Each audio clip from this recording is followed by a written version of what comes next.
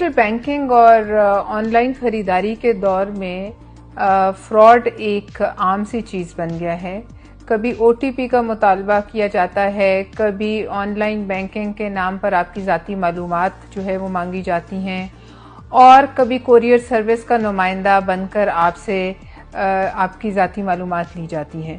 इस दौर में ज़रूरत इस अमर की है कि किसी भी जो है अननोन नंबर जिससे जो आप ना पहचानते हों उसको मत उठाएं, उससे आई हुई कॉल्स को आप रिजेक्ट करें और अपनी कोई भी ज़ाती जो भी मालूमात हैं, कोई आपका आईडी कार्ड का नंबर, आपकी बैंकिंग की तफसीलात, आपकी ज़ाती तफसीलात, किसी को भी ख्वाह वो किस शक्ल में या किस रूप में आपको कॉल कर रहा हो ना दें।